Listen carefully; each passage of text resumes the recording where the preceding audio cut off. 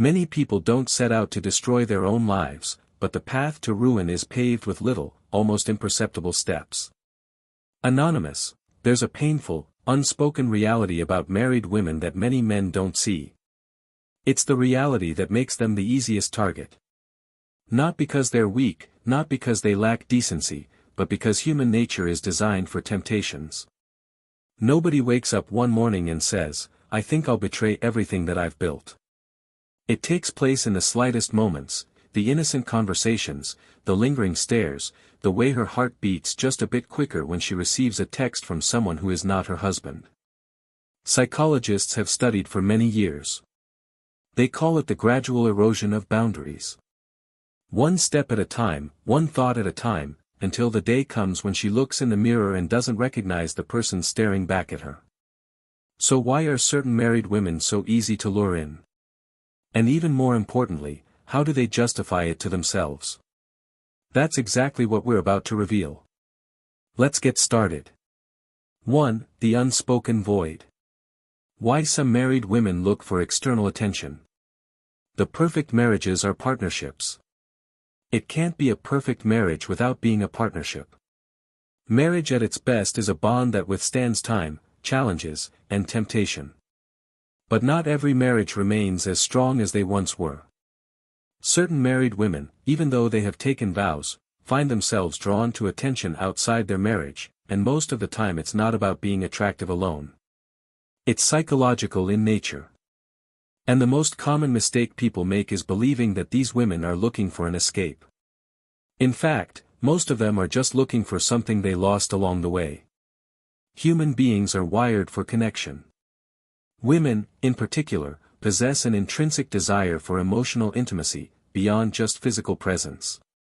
In the beginning phases of marriage, this intimacy is strong, the late-night conversations, the stolen eye contact, the feeling of being valued.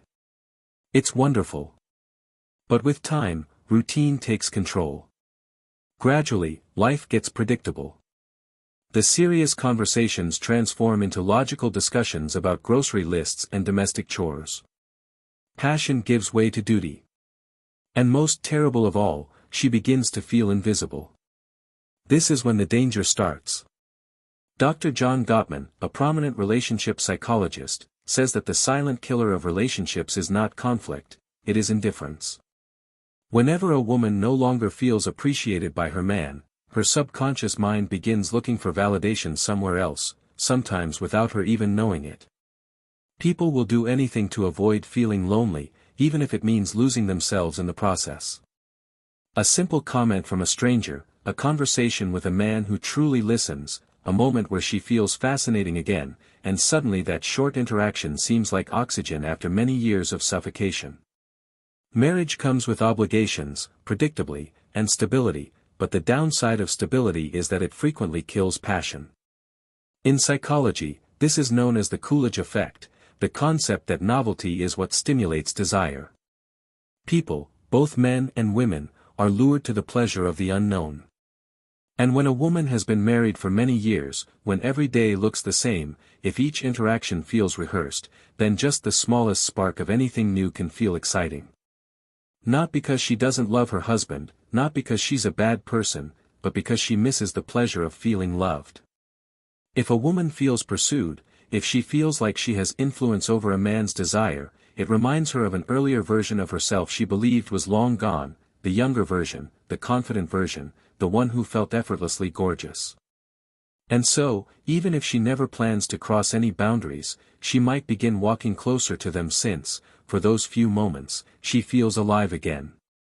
Another disregarded reason why some married women get susceptible to external approval is social identity loss. Most women, after marriage, begin to feel like they are no longer an individual, they are somebody's wife, somebody's mother, or someone's caretaker. Their identity changes from who I am to who I am to other people. Before marriage, she was an enigma, someone with ambitions, interests, and passions. After marriage, she becomes characterized by her roles, wife, mother, and the one who keeps everything together. While these roles are attractive, they may also become restrictive.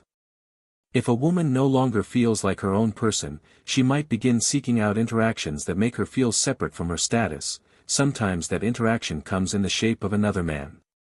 2. The justification game. The mind is continually finding a way to justify what the mind has already decided.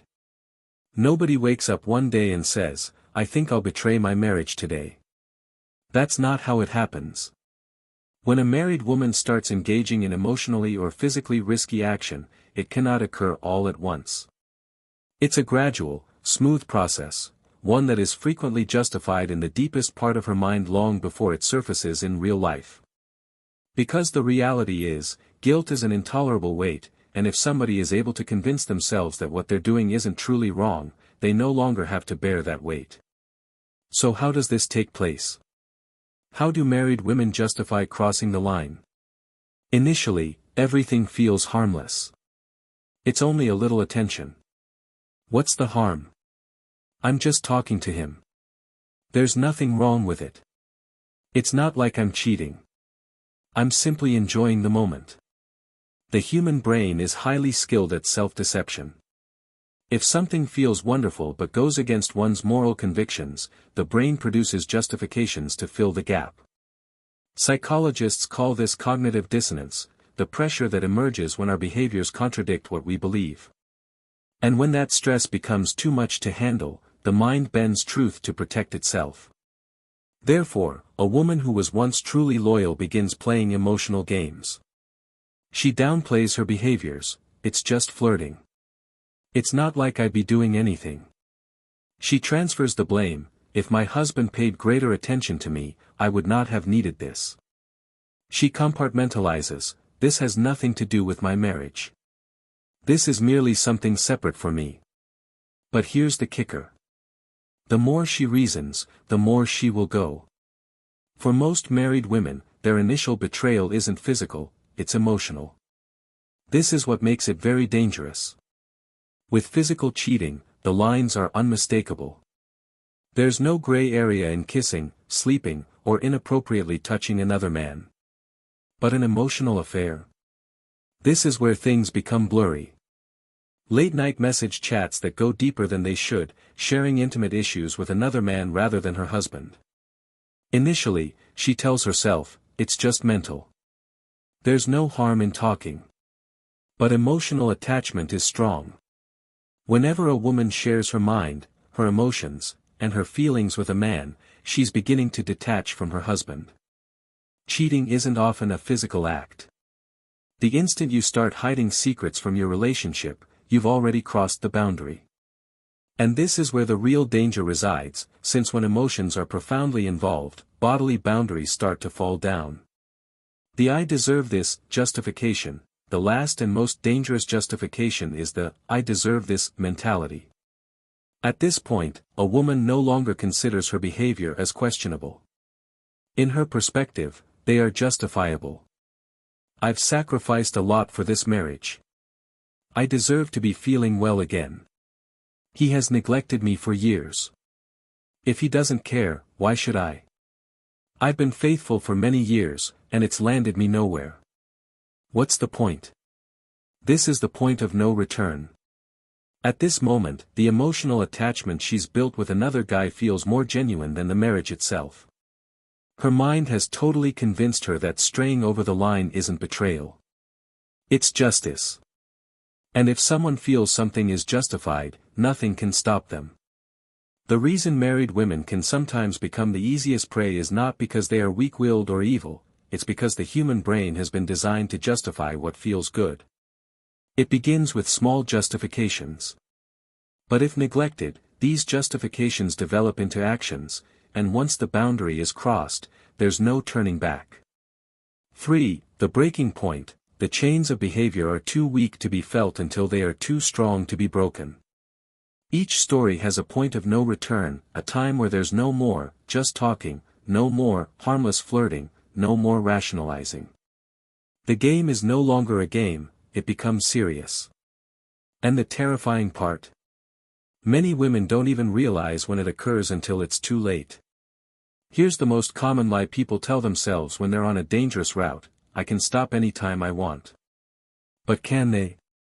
Absolutely not, since once something stimulates an emotional response, it becomes addictive.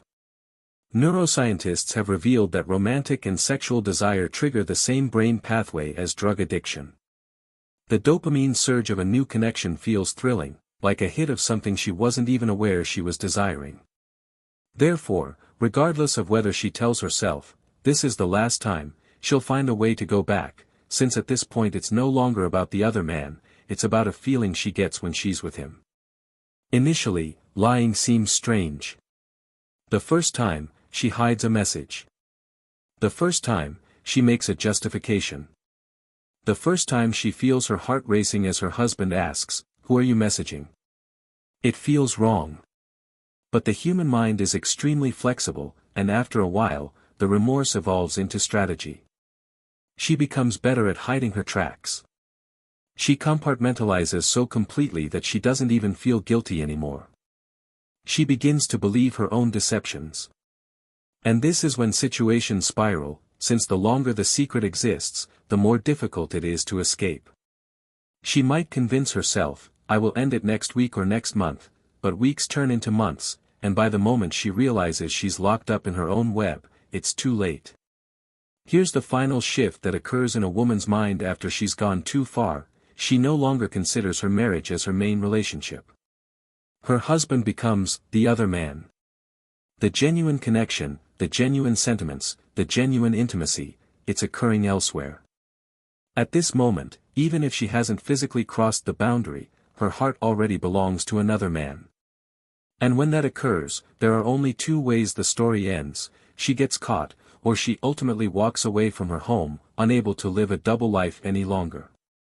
So why are some married women the easiest prey? Because they don't want to cheat, they want to feel something they lost. And the moment they find it, walking away becomes impossible. Not because they don't love their spouses, but because they've convinced themselves that what they've discovered is something they'll never get back at home. And once the concept settles in, nothing will ever be the same again.